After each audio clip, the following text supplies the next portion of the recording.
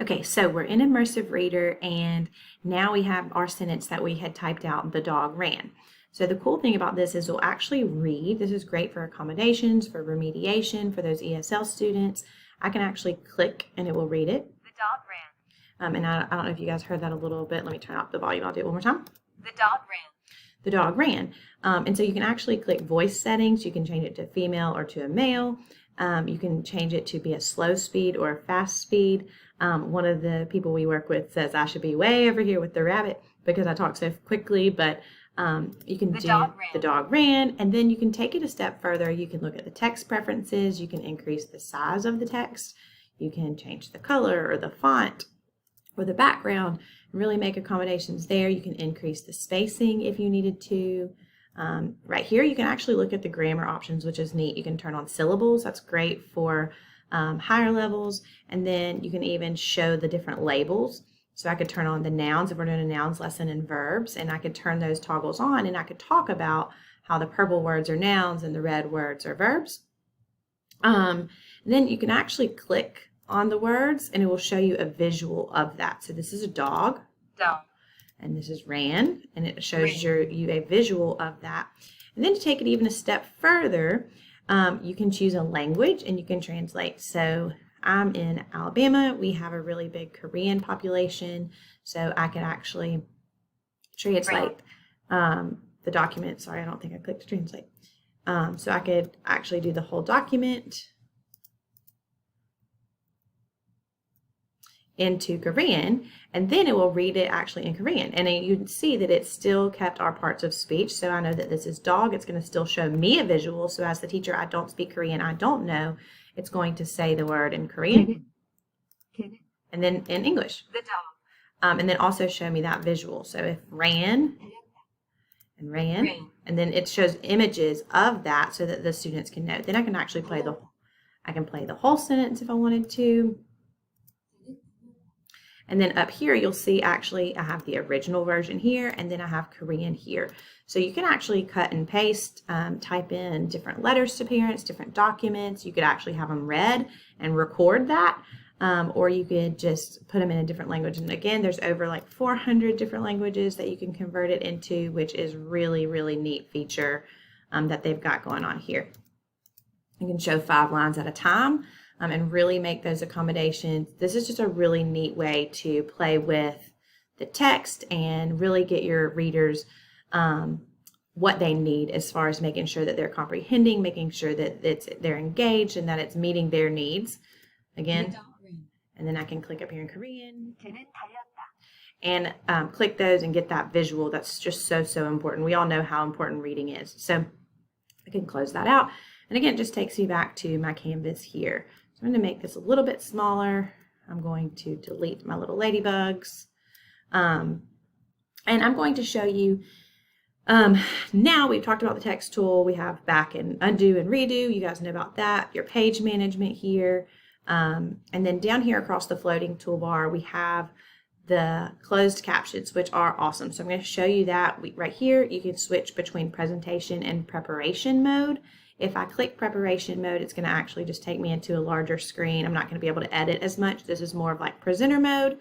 The great thing about the myViewboard software is you don't really need to go back and forth because it's not like you have all your slides showing on one side or all your slides showing at the bottom. You're kind of able to edit and present all at one time.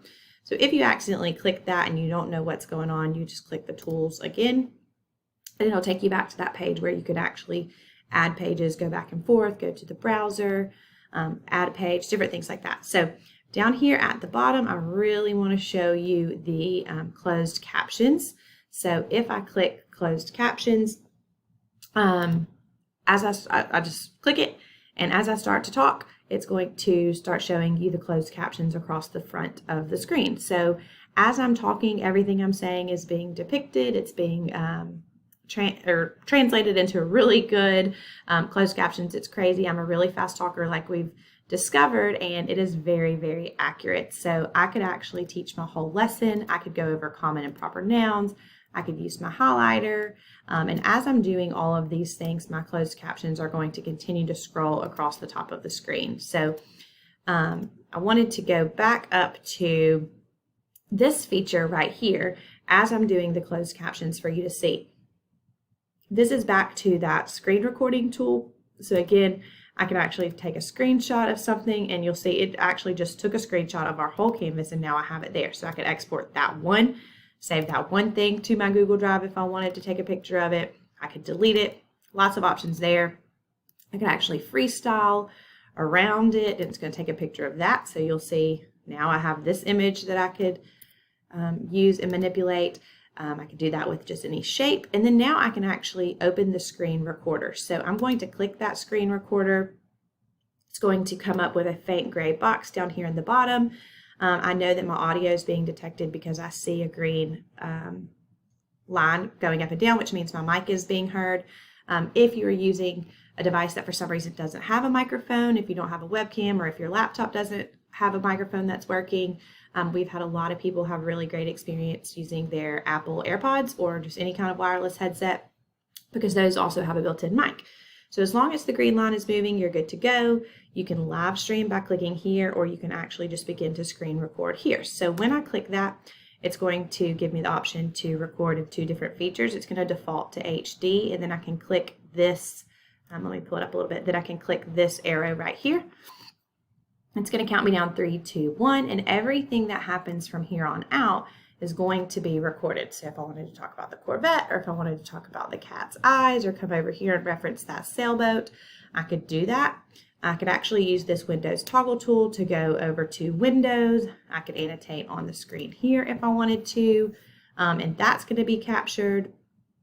And then I can go back to my canvas and talk about our nouns a little bit more. You can truly do a whole lot of stuff. I can play my video. The audio is going to come through that.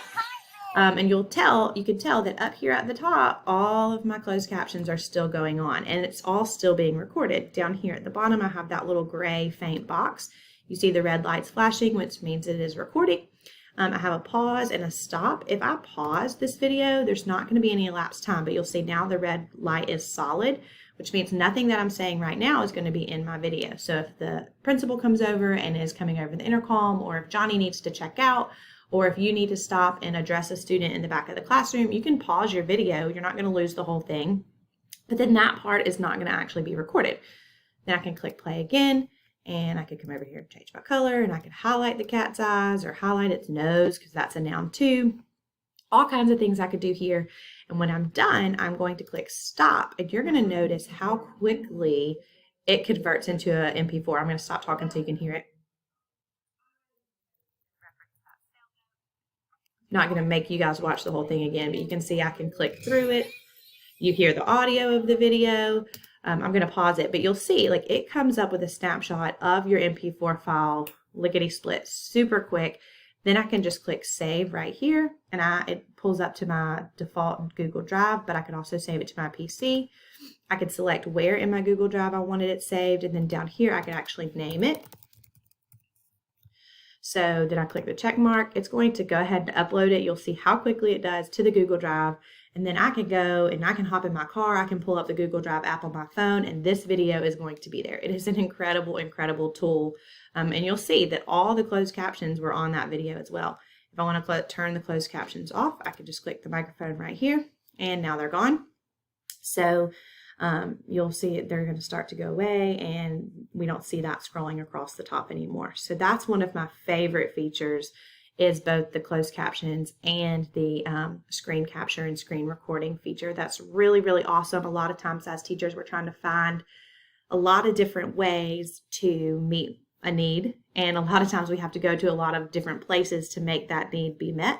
In this case, with the myViewboard software, everything's just kind of all right there together. We're not having to go to one website and another website and another website. We kind of have all the tools we need right here. All right, I'm going to go ahead and add a new page down here on the floating toolbar, and I want to show you a few more features. You might notice that up here you see the date and the time. So a lot of teachers who know that they're going to be out or who want to record their lessons don't always want it to be time-stamped. So I want to show you how you can get rid of that. If you come down here to the bottom, you see a faint gray circle that has little mountains in it.